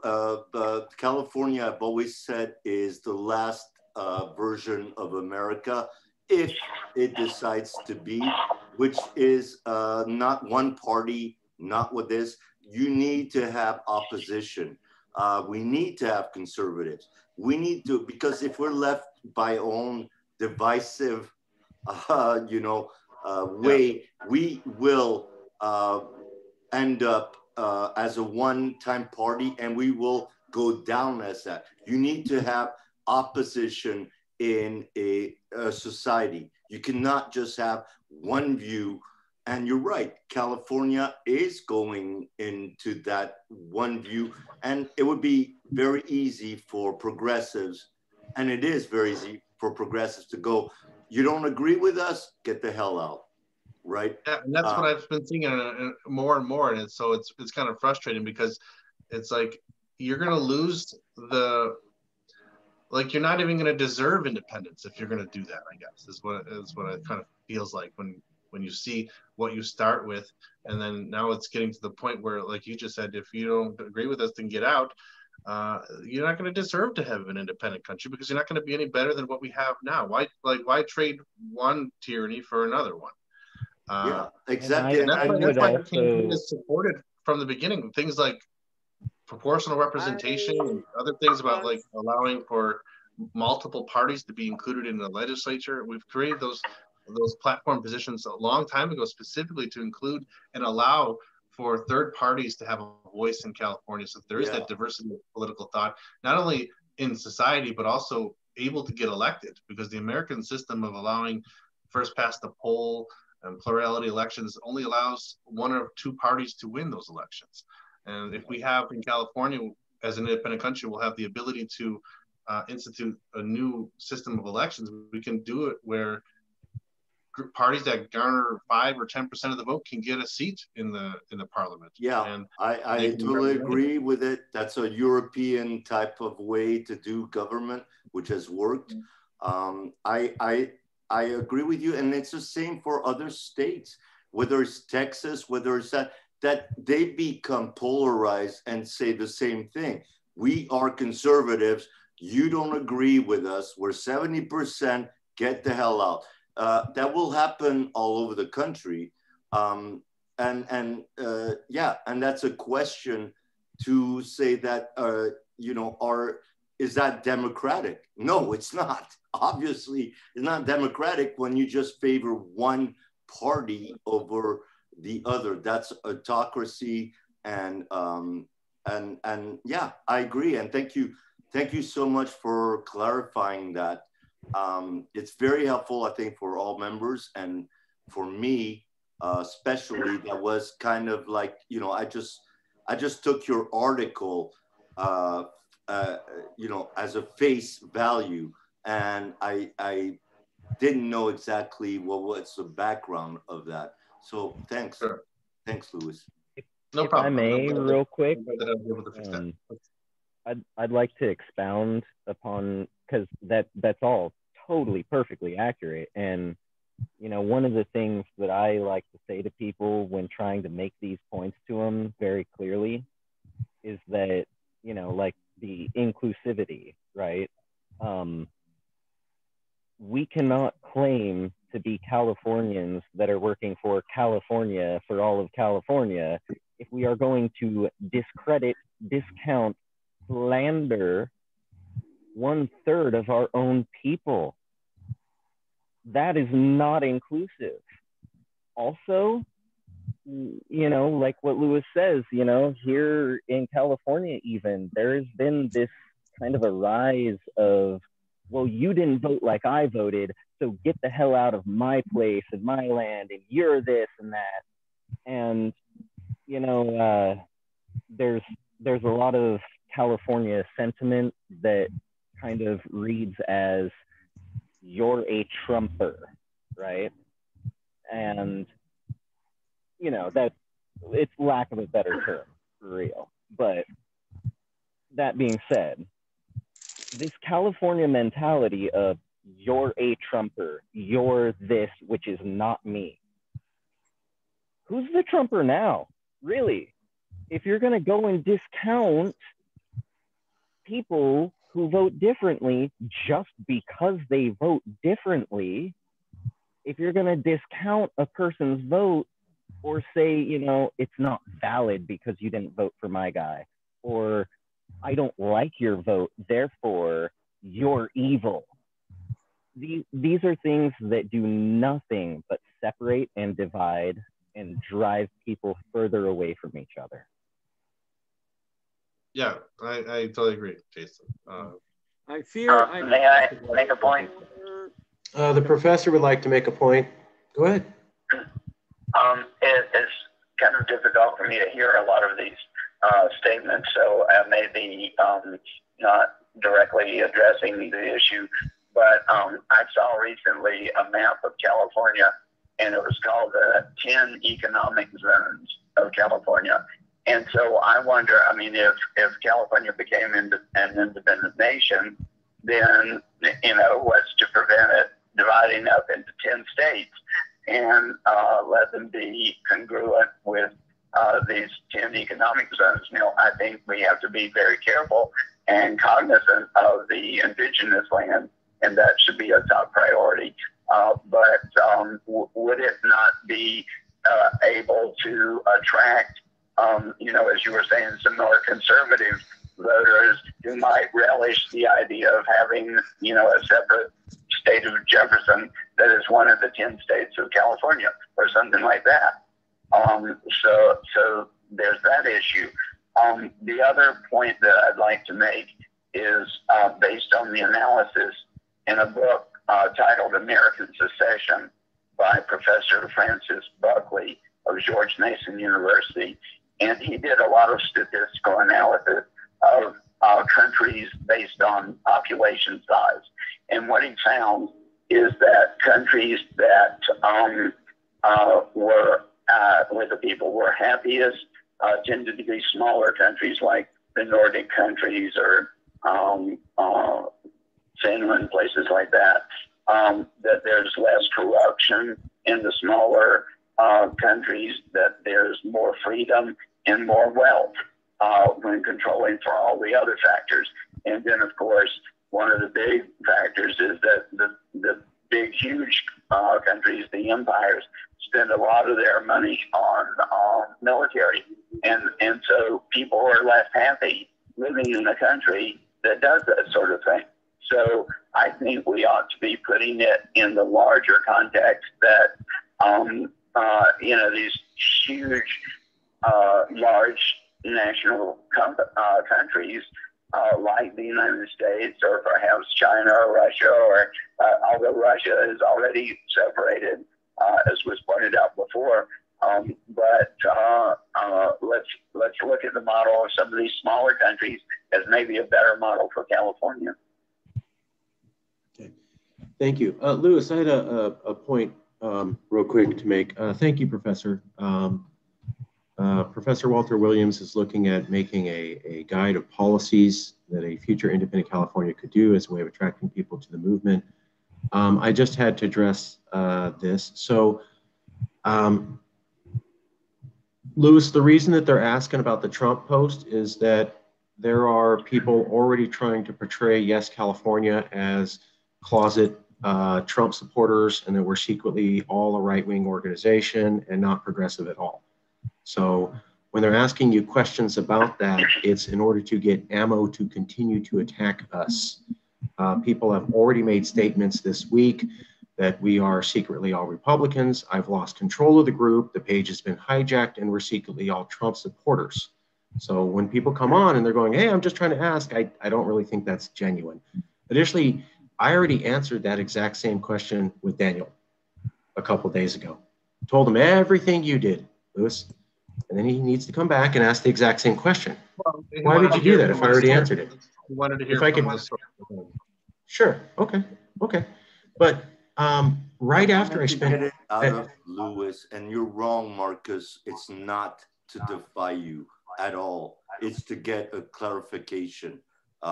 You gave me your answer. I wanted to get Louis's answer, and I have great respect for both of you.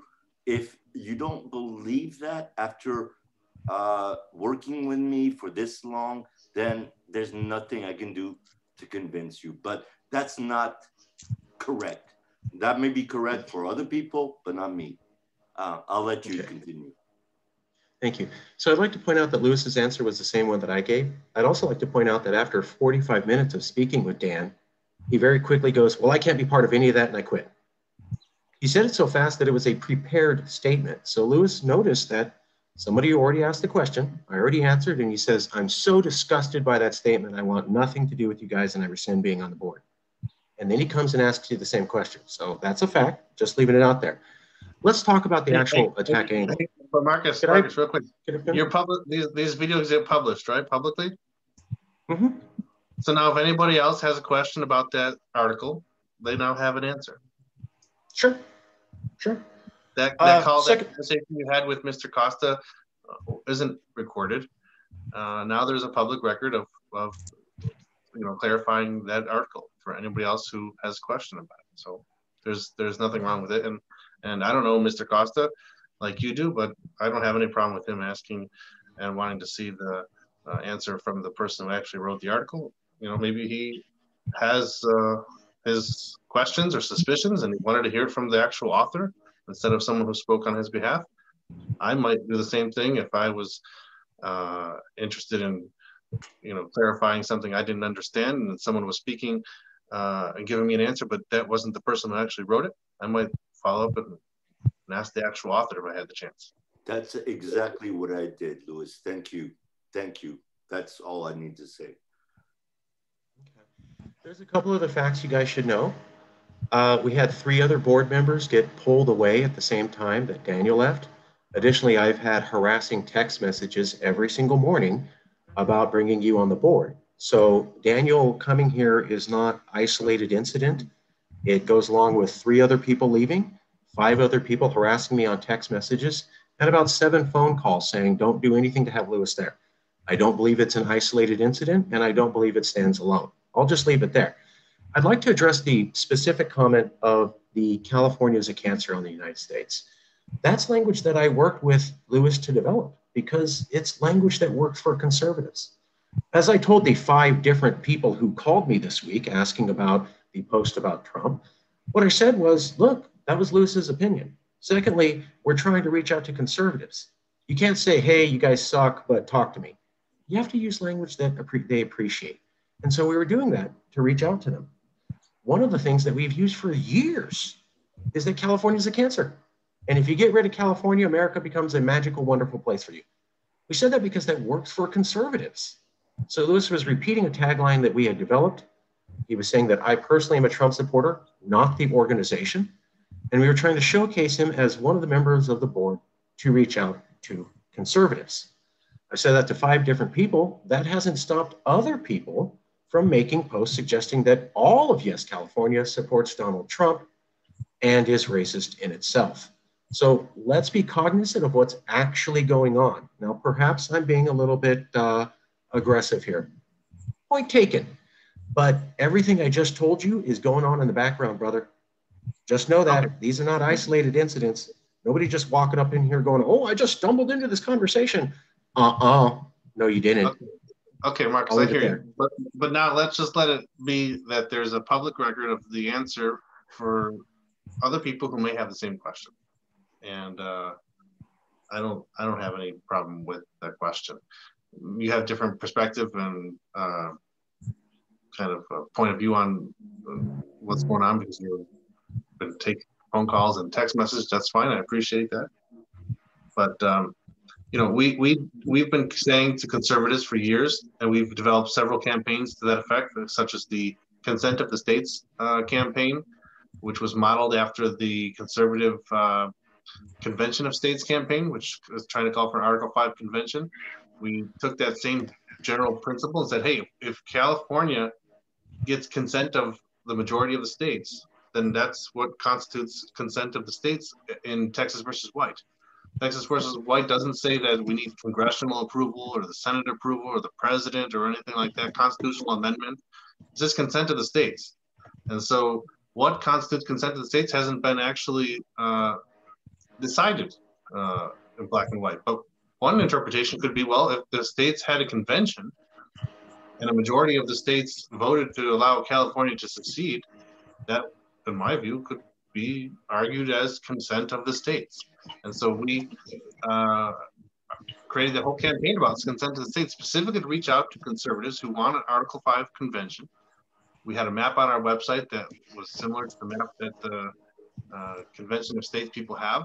So we've been working at reaching out to conservatives for a long time. And I think that this article, like you're alluding to, yes, it is kind of out there because we want to show that, yes, California is not just this, quote unquote, loony lefty group that's just, out there in Tommy, California, but there are people in the group that are more conservative.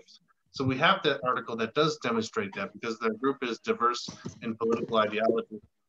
And then we use that terminology, which I personally had never used the word, that terminology with the cancer before, but I did this time for the reasons that I just explained. But yeah, it's kind of a mixture of all of that stuff. It's not like it's some sneaky little evil plan to reach out to the conservatives and we're just completely don't believe what we wrote.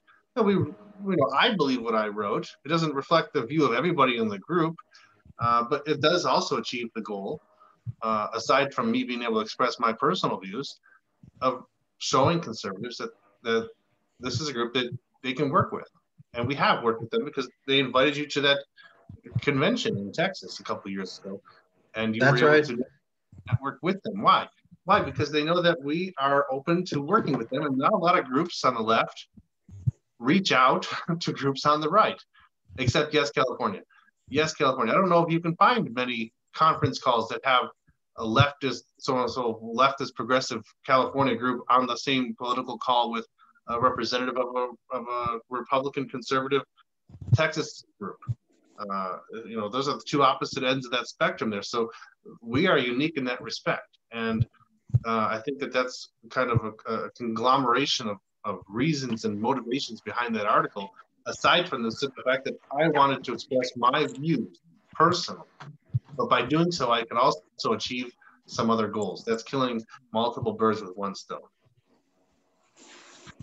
I posted the Facebook message in chat, Daniel, from Texas Nationalist Movement. You can look there. And we have been using the cancer thing. When we worked with 13 different conservative states in 2018 and 2019, we had our graphic designer take a Donald Trump speech, and in the background it said "Make America Great Again," and then we redesigned the background to say "Let's get rid of California." So it looked like Donald Trump was actually campaigning on that, and we got a fair amount of traction on that. So this is not the first time we've used that language, and it works very well with conservatives. We actually made it to One America News Network on that messaging alone. Okay. I just want to say it predates everything, so it's been around. Right. Yeah, well, we have nothing to hide. California, nothing to hide. We take questions, even from people who, as you believe, may want to undermine us, but we have nothing to hide, and that's why we take those questions. And I have, kind of ulterior motives where I need to kind of create some kind of answer, and like it's going to be some kind of gotcha moment, because what do you got me? I wrote it and put it on the website. I put it on the Twitter. I put it on the Facebook. So we're not trying to hide anything. So there's nothing to hide. And then just all the thing that remains is to explain it. And if we're honest about what we believe in, and we don't have a fear amongst our own people of expressing your views, then there should be nothing wrong with explaining that article. You're the reasonable one, and I'm the one that looked crazy. Love it. Hey, everybody. Lewis was the reasonable one. I'm the unreasonable one. Love it. See, he'll take any questions you have. He'll talk about anything. Look at this awesome shirt.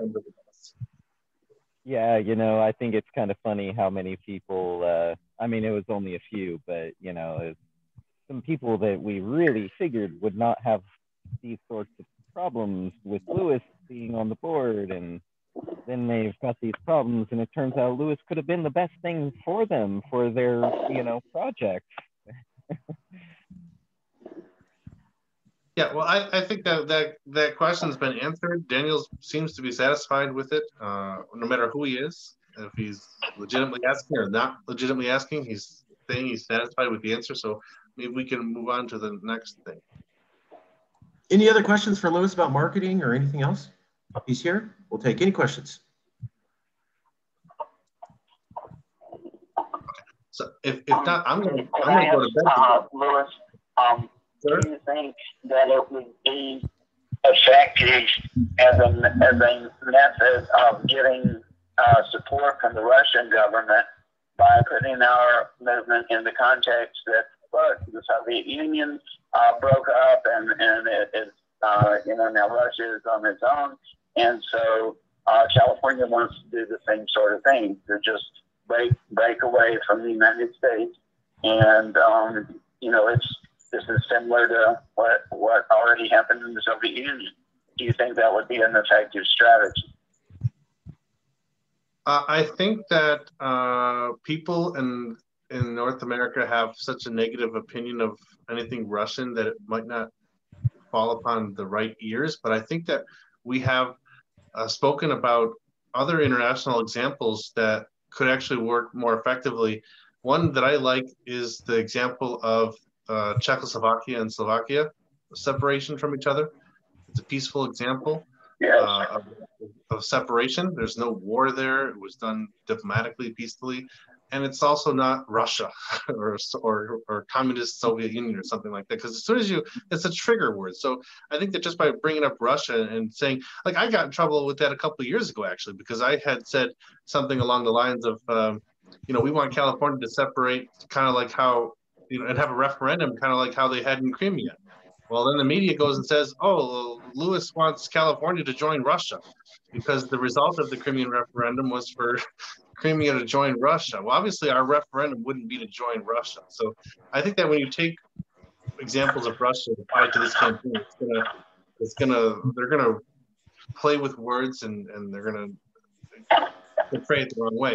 But if we take the Scottish example in the UK, where Scotland is an entity of a larger group of entities that are a part of a kingdom, and you want to have one separate from the other, that's a good example because it's a quote-unquote Western country that people aren't afraid of. The Slovakia and Czechoslovakia example is also not Russia, so it could be, people will listen to it, I think. And there are other examples. Catalonia in Spain is another example that could be used. I think that, I mean, I love Russia, and I'm the representative to Russia, so I mean, here's your opportunity for me to say, don't use the Russian example or Russia as your example. Don't like Russia. I like Russia, but I'm not everyone else. And I know that my views are not mainstream like everyone else. That's why I'm a California secessionist. But maybe someday that we will be mainstream. And I have other non-mainstream views as well. So that's why I write Trump posts. But so I'm kind of my own loony California person. I just think, to answer the question, I think that when you try to make comparisons to Russia, it's opening up problems. Although the historical connections might be there, many people aren't going to be willing to kind of listen to a history story to, kind of explain it to them. As soon as they hear Russia, they're going to be like, oh, Russia.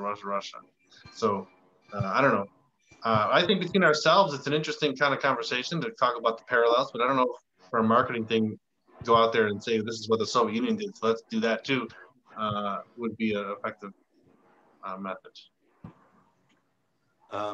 Lewis, just wanted to ask you, first of all, great respect for you and stuff. It would be great if you could even put out a video of what it is to be an American in Russia and state all the positive things that you've seen. Because I'd love to know that. Nope. But that's not my question. My question is, set up our dude, straight up. On a marketing standpoint, what do you think at this junction with Biden coming in, the Senate being Democratic, all that stuff, that Professor Williams has stated will kind of stifle the California independent movement? What do you think? Marcus has told me you're incredible in marketing. So that's what I'm going to ask you. What do you think we should do as a movement, marketing-wise? Well, I think you should continue to portray that Biden nor anybody is going to improve California's fortunes in the United States. I mean, you can look at the history of the state over the last 160 or so years or whatever it's been in the country, and it's been on a trajectory of getting worse and worse and worse, and especially in the last 20 or so years. So I think that whether you have George Bush or you have Barack Obama or you have Donald Trump and now you have Joe Biden, you're going to have examples where California is footing the bill for the rest of the country. Being a donor state, you're going to have examples where California is not being able to pursue some kind of policy agenda that it would like to or would be able to as an independent country. Why? Because either the Constitution is an impediment to that, or the Biden administration is an impediment to that, or the Senate won't pass some legislation, or they did pass some legislation that's counterproductive to that agenda. So I think you're going to have, no matter who the president is, some examples of how California is being held down or held back or have its hands tied behind its back, whereas if it was an independent country, it would be able to do things that it would like to, but it can't because it's stuck in the American system. So I think the general message there is continue to talk about what we've been talking about, no matter who the president is, because California can be much more than it is if it were an independent country. And this campaign doesn't tie independence to one particular president or another. It ties it to the fact that California does not fare well in the United States political system with terms of representation. I mean, Biden is elected, right? But it doesn't mean we're going to have more than 2 senators. You know, Biden is elected doesn't mean we're not going to have the same number of representatives in Congress. We're still underrepresented. Biden is elected doesn't mean we're going to all of a sudden have a foot less of the federal bill every year with 12.4 or whatever number was, I forget what it was, of the bill every year, most of which goes to the military to go fund American military adventures in the Middle East and so on and so forth. And we're still, all those problems still exist. I mean, what's going to change? Maybe you're not going to have an administration that's so hostile towards California, that's going to be actively trying to hurt California the way the Trump administration did. But you're still going to have the same basic problems that this campaign was founded on, because don't forget, this campaign, at least Yes California, was founded in 2014. And who was the president then? Barack Obama. So there were some people, at least, and it wasn't just me and Marcus, because we had more than just the two of us. There were at least some people. 10,000. 10,000 members. Who believe that there's something wrong with California and the country, because they joined our campaign back in 2014, 2015, when Barack Obama, superstar, was president. And so Joe Biden is not going to be any better than Barack Obama. And so I think the basic arguments should continue. Yeah, I totally agree with you, Louis. The hard point is, as an activist, when I go there to get signatures or whatever, to educate people, is that Californians are not educated on this fact, and they tend to go back to their safe spot of, you know, now we have a Democratic president, now we have a Senate, now we're gonna be okay. And to sell them on that idea that nothing's changed in 4 years is so hard. If you were on the grounds, I'm on the grounds, and I'm doing the same thing I've said. It doesn't matter over the last 30 years. Oh, sorry, here. Sorry, let me put you back. Oh, okay, thank you. Yeah. Well, I would ask him, I would say, hey, can you name something that has improved? I mean, it's going to take a little bit of time, but can you name something that's changed or improved since Biden became president? Right. How has your life changed after that? Or Obama or whoever. Well, I mean, go and then do it for each president. I mean, they're going to think that, a lot of people think that Donald Trump's the worst person in the world and so on and so forth, but ask them, personally, how has your life been affected by Donald Trump?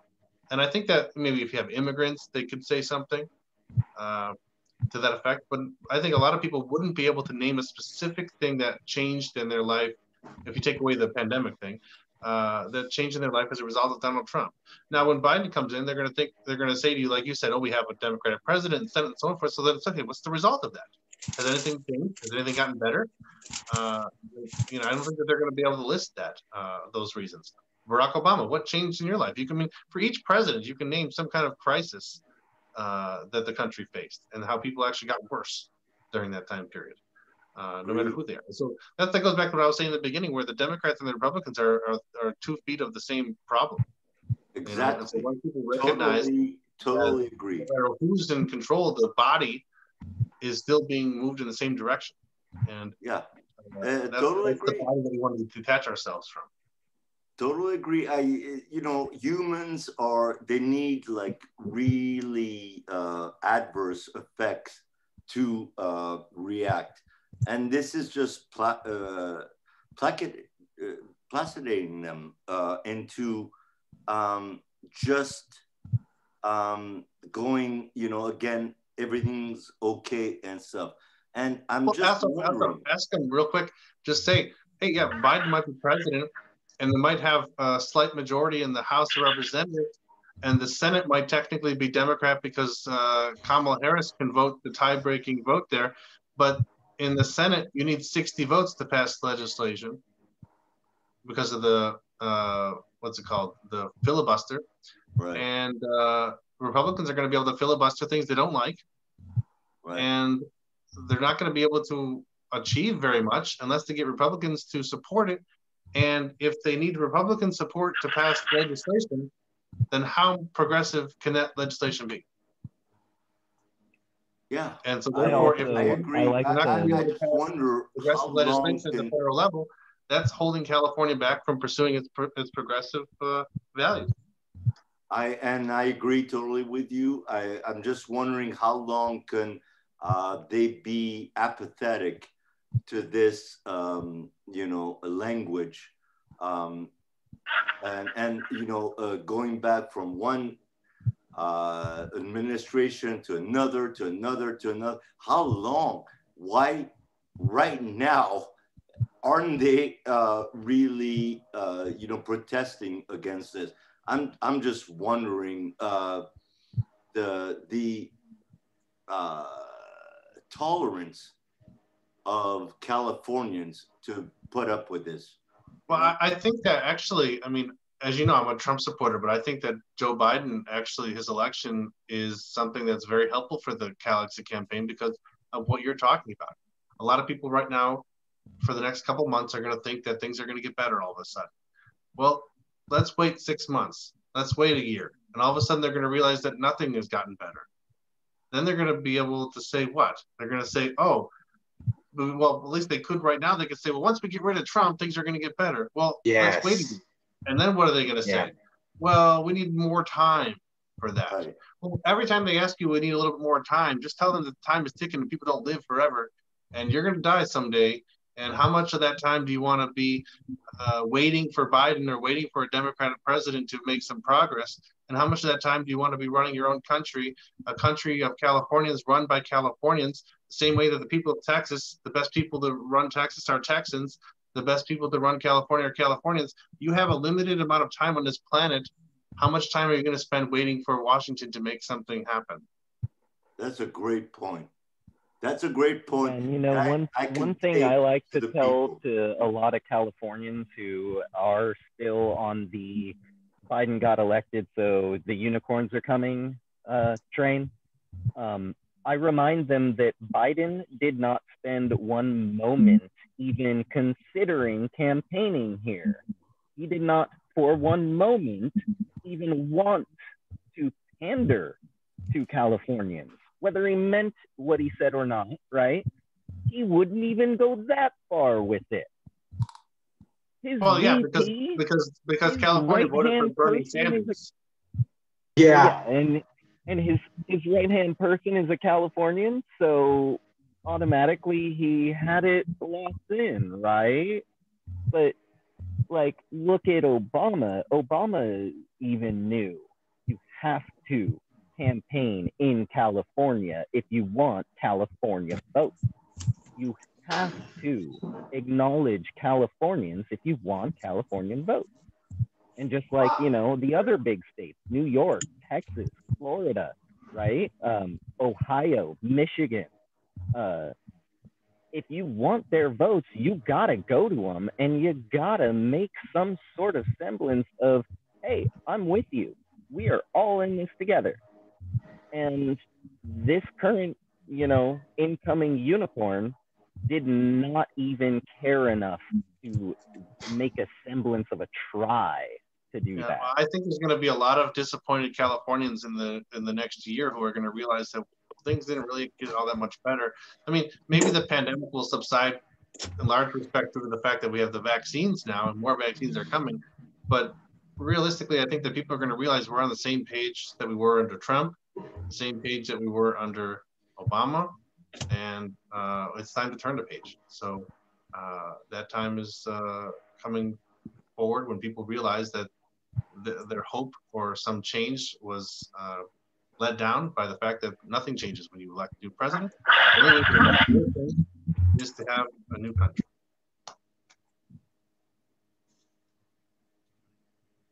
Okay, any other questions for Louis about anything? Okay. Matt. Yes. Is there a question? And then he's going to go in a minute. Okay, Matt? you're complaining about the intolerance being shown conservatives. Well, that's something that we socialists take for granted, that we've always been not tolerated. Okay, welcome. So basically, I come from the tradition that that opposes bureaucracy. You're a socialist who opposes bureaucracy? Yes, because bureaucracy relies in its power on the same relations of production that are historically specific to capitalism. We don't even regard it as socialism, but a lot of socialists do, you see. Okay. So we have our differences with those who do. But basically, we see California as yet another country where the overwhelming majority of us must suffer for our work, over our work for paychecks. This is not unique to California, but it does rather constrain it. Okay, that's why we're always trying to hunt up financial angels to turbocharge our initiative processes, the way that they were turbocharged for same-sex marriage and marijuana legalization, because we are still under that system. And until that changes, what right do we have to say that we've been liberated from anything? This is the same point that I'm making that James Connolly made about Irish independence shortly before the British shot him. Okay, you can fly the Irish flag over Dublin Castle tomorrow, but if the same people own Ireland, then you haven't changed a thing. Not really. So that's kind of my starting point, the starting point of my comrades who are skeptical of California independence as being like a redux of what actually happened in Ireland. But we do see a glimmer on the horizon, and that is the Return California movement, which is throwing the whole of the land tenure system that derives from the Spanish conquest, can be traced to it, into question. And a rather ingenious way that it's done is by targeting land that is now under the U.S. federal and under us would be available to be returned to those from whom it was stolen. This is very much in keeping with our California values, going all the way back to the Manifesto of 1835, in which Jose Figueroa literally worked himself to death campaigning to return mission lands to those. Hey guys, I got about 3 more minutes. So if we could get to the question and then get a response, I really need to go. Matt, what is the question you have for Lewis? Okay, the question I have for Lewis is about diversity, political diversity. I'm going to put that to the test because, yes, we would be willing to work with conservatives who would be willing to work with socialists. Sure, we would. Let's see if well, yeah. What was the question?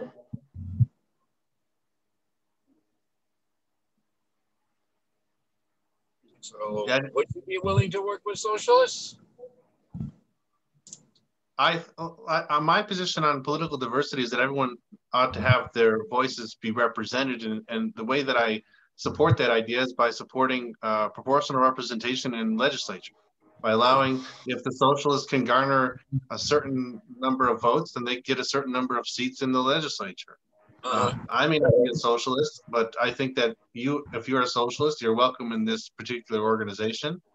When it comes to socialist policies, I mean, if socialist policies and socialist candidates can garner enough votes to get seats in a proportional representative legislature, then that's good. I mean, they could be one of the minority parties in the legislature. Well, it wasn't a minority party when we went for Bernie Sanders. Let me put it that way. That wasn't a minority. Well, so even if it was a plurality, I mean, that's fine. But I don't think that Bernie Sanders is a socialist, so to speak. Even himself calls himself a democratic socialist, which I think is different from. So I don't know what your particular position is. Well, If you're no, I true hear what you're saying. hardcore And if you've been Marxist paying attention, socialist which or Bernie Sanders thing, democratic. he is a social democrat. Okay. And socialists, from my look at that, is state capitalism, although we don't poo-poo it. Okay. We see it as important. We also see it as kind of falling short because we are very aware of the pitfalls of bureaucracy and where it has led. Bureaucratic socialism has led in other countries, including the one that you're in now. I think that when it comes to socialism and communism, I think that the idea, the main problem is that that's never really been implemented the way it should be. It's always been implemented by dictators and so on and so forth. So it has a bad name. Socialism and communism are good ideas that have never been fully and properly implemented. I don't know that they could because of the nature of man, but I'm not strongly opposed to those ideas. I mean, I believe in some of the principles of that. But your critique is a little different from ours. You know, your critique. I'm going to end the recording in 2 minutes, guys. Okay, been on here for 4 hours. Yeah, actually, guys, I have about 22 4-year-olds who are going to be waiting for me in about 6 hours. I'm a kindergarten teacher,